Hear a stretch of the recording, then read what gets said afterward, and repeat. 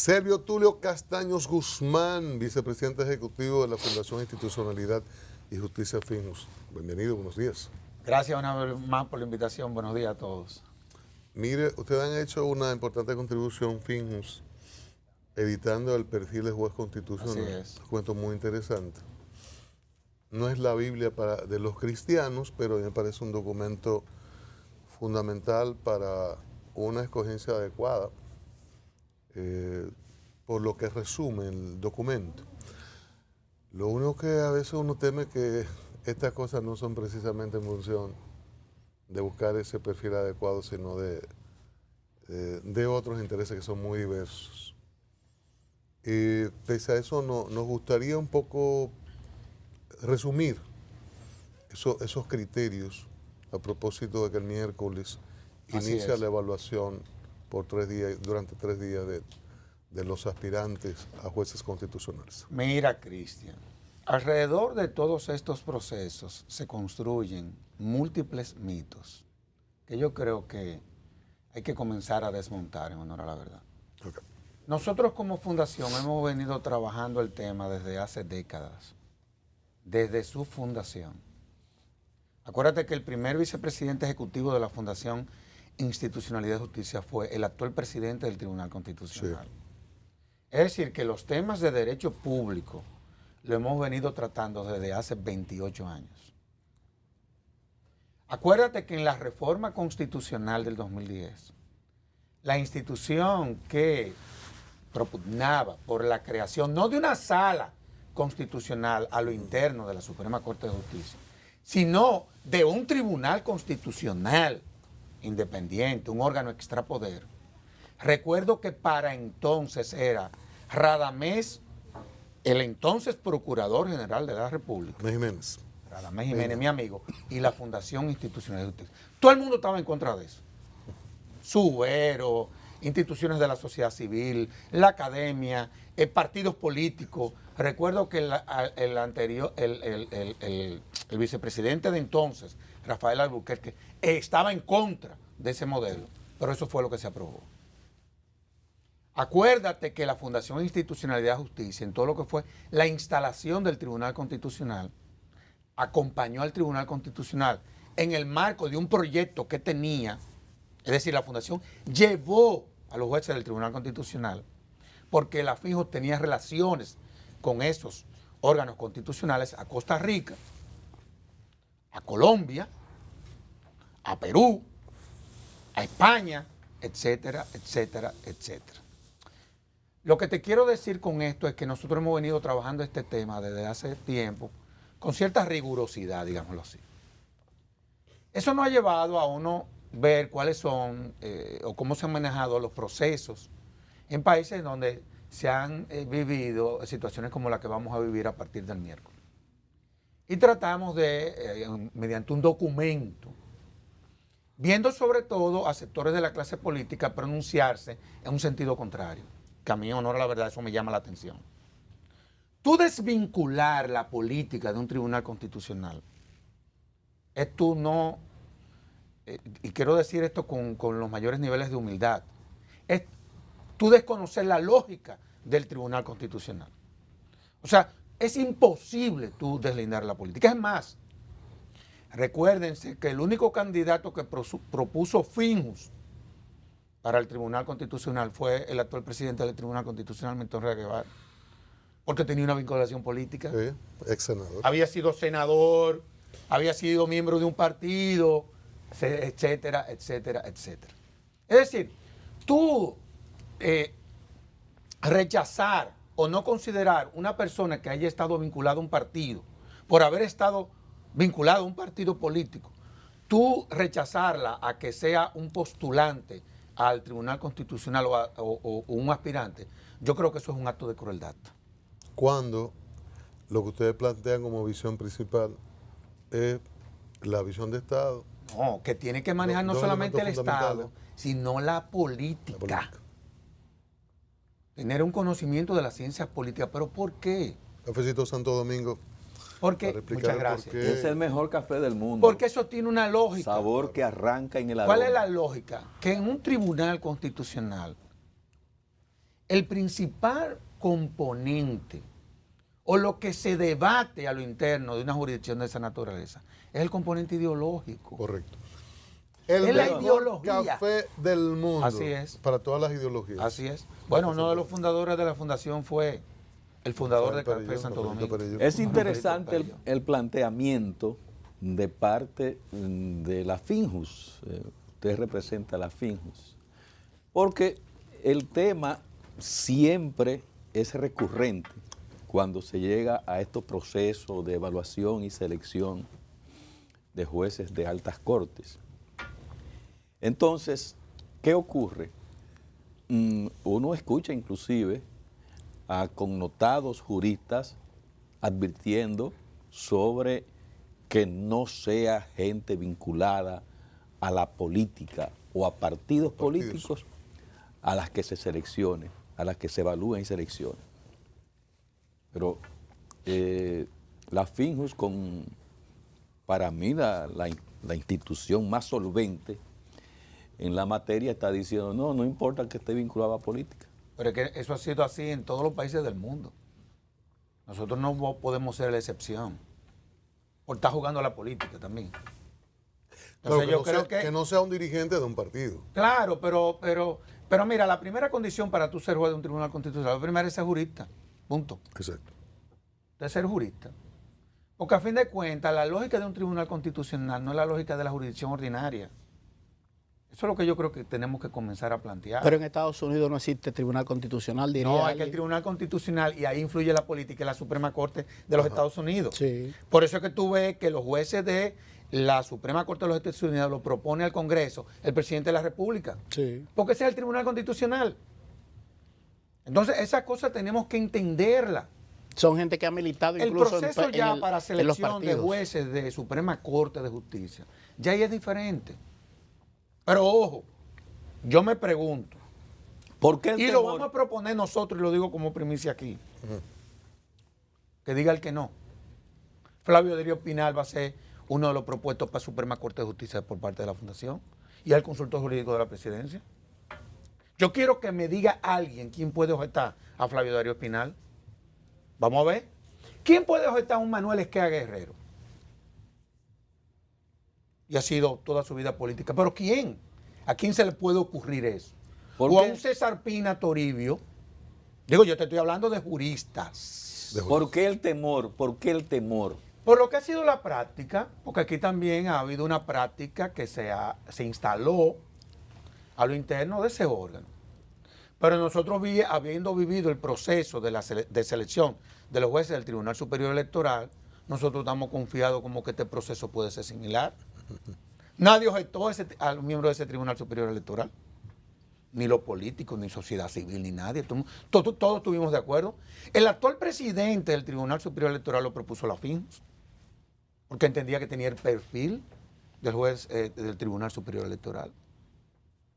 Entonces, nosotros estas cosas las tenemos que manejar con sinceridad y con claridad. Y en la cuestión de género esta, la mujer. Ahora En la son Constitución. 4, va a haber 2 mujeres y 2 hombres. ¿Es obligatorio? Es obligatorio en virtud del artículo 39, numeral 5 de la Constitución. Hay muchas cosas obligatorias constitucionalmente, ¿Sí?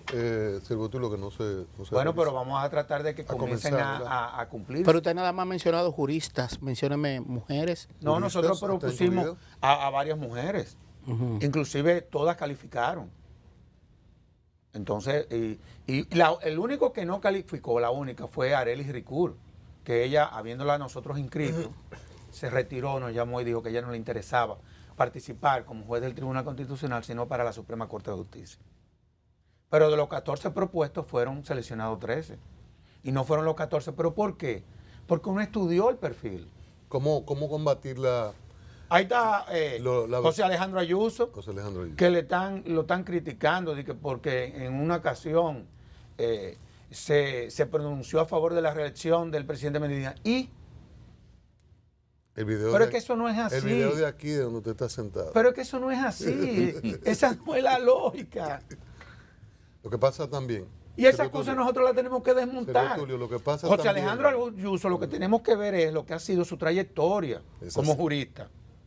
Lo que pasa es... Yo creo que ha sido muy prolífera. Lo que por pasa cierto. es que aquí ha habido situaciones de buscarle empleo a las personas en el peor de los lugares, que es el Constitucional o la Suprema, u otra alta corte, u otro Pero esa órgano, experiencia que no u fue otro buena. órgano constitucional. Entonces, eso no es saludable. O personas que van a salir del poder y se quieren proteger, que es la versión que corre hoy día, de que Danilo podría salir, debe protegerse, y Leonel puso lo suyo, lo va a poner lo de él. Entonces, Bueno, cuando se comienzan a ver personas, entonces el rumor se fortalece. Bueno, Pues- por ahí anda un WhatsApp que tiene 4 nombres. sí, pero déjame decirte, muchas veces se hacen esas cosas Para quemar. descalificar a la Descalificar, gente. claro. Nosotros tenemos que estar confiados en eso. Por ejemplo, ahí se está solicitando que no sea electo juez del Tribunal Constitucional a Cristóbal Rodríguez. Porque él fue uno de los críticos de la sentencia 168. Y abogado de Peralta hace poco. Pero yo también fui crítico de esa bendita sentencia y muchísima gente. ¿La fue sentencia crítica. sobre qué es? 168 sobre el caso de la nacionalidad. Nacionalidad. O sea, yo no creo que por el hecho de tú fijar posición respecto a una decisión de cualquier órgano, eso te descalifica. ¿Y si por Dios. y si a usted lo llaman para el Tribunal Constitucional, usted va? No, porque yo no tengo No rehuya, doctor. yo no reúno el perfil de un juez ¿Por constitucional. qué no? ¿Cómo A que mí no? me falta demasiado aprender derecho para ¿Cómo ser va a juez del Tribunal ser? Constitucional. No se tire a Yo muerto. respeto mucho eso. No se tire a muerto. Yo respeto mucho eso.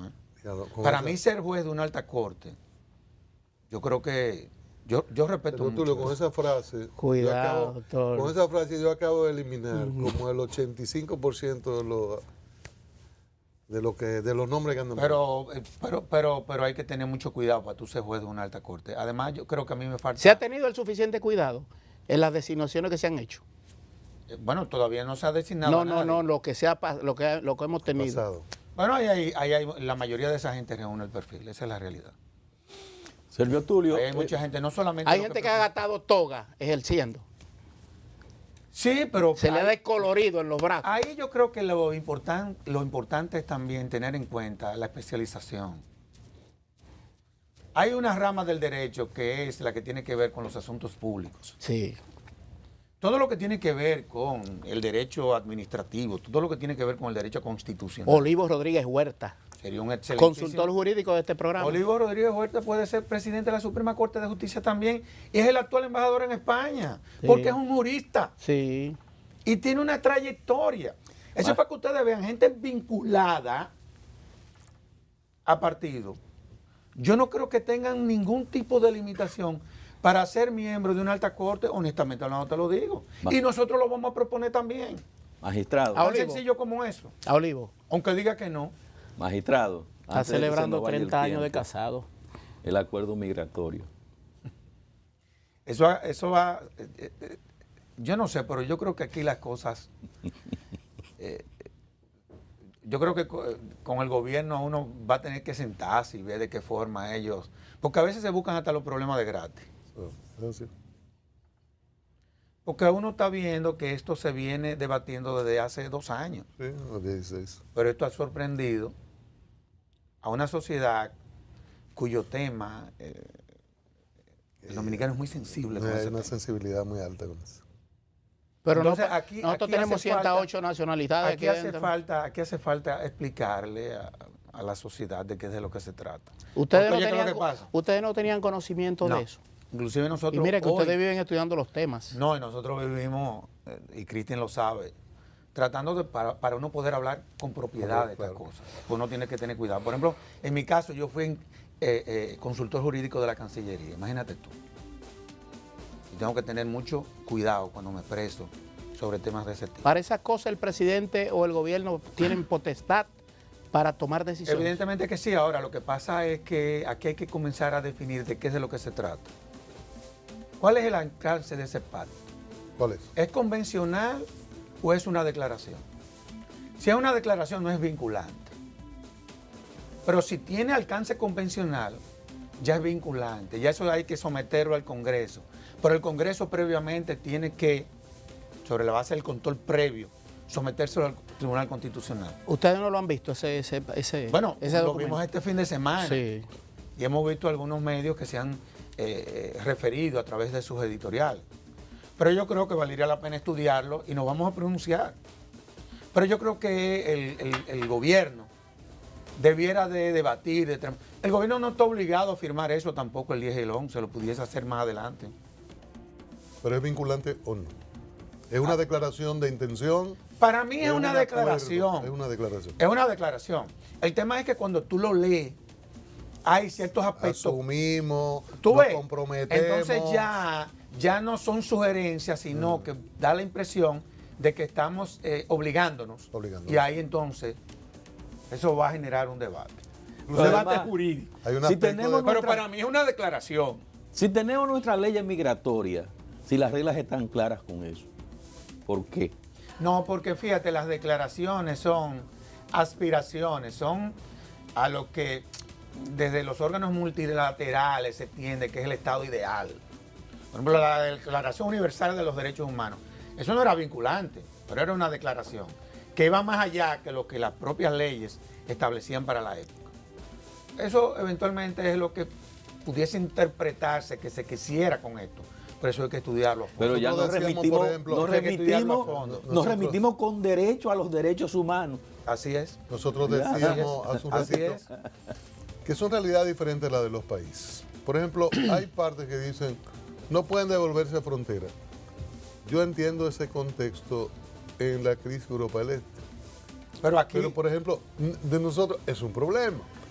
Que una vez llegado, capturado por la autoridad, la preservación de todos los derechos fundamentales. de hecho es y la- así, se lo correcto, preserva. Sí, se le preserva. Pero entonces hay que procesar judicialmente. Y mientras se procese tal cosa, nosotros no tenemos ese tipo de No, además procedimiento. nosotros tenemos una ley, la ley Una ley 169, que estableció, tú ves, y tenemos una ley migratoria. Y recuérdate que todos los estados tienen el derecho de definir su modelo. Entonces nosotros definimos un modelo. Ahí hay una serie de Yo planteamientos. recuerdo cuando a mí me tocó representar al Estado ante la Corte Interamericana de los Derechos Humanos. ¿Y qué caso? Bueno, fue cuando la Comisión Interamericana le solicitó a la Corte que la Corte dictaminara que la República Dominicana suspendiera las repatriaciones. Acuérdate que en el año 1999 las repatriaciones se incrementaron Sí. cuando el presidente Leonel Fernández. A mí me tocó ser el abogado y fuimos un grupo de congresistas y ese caso se ganó. Y allá demostramos que a las personas que estaban siendo objeto de repatriación no se les violaban sus derechos. Se acogió al Y que sobre la protocolo. base de un derecho que era legítimo del Estado Dominicano, estábamos actuando en esa dirección. Y la Corte nos dio la razón, tan sencillo como es. O sea, por ese lado ahí no hay ningún problema. Pero hay otras cosas que habría que aclarar. A honestamente Falcón no hablando. lo comemos o lo mandamos a Cuba o lo devolvemos a Estados Unidos. Yo creo que esa fue una muy mala señal, honestamente hablando, del gobierno. O sea, en la actual coyuntura en donde la República Dominicana es uno de los principales puentes del narcotráfico, traer este tipo de sujetos, honestamente hablando, yo no creo que haya sido correcto, aparte de cómo eso se manejó, en donde ni siquiera el canciller sabía lo que estaba pasando, ni siquiera el propio procurador, que es el funcionario que Canciller lo llama- diseña la política criminal del Estado. Me dicen que al canciller lo llamaron y no entendió bien lo que le estaban explicando y por eso dijo lo que dijo y se complicó más la cosa. Bueno, déjame decirte, es imposible tú, desde el punto de vista institucional, hacer una negociación de esa naturaleza sin tomar en cuenta la Cancillería. Pero Tulio, nos quedaron 38 preguntas para la próxima. Gracias Sergio por la Tulio invitación. Castaño, vicepresidente ejecutivo de Finjus, ha estado con nosotros. Gracias a él, a ustedes. Mañana de nuevo aquí en el diario.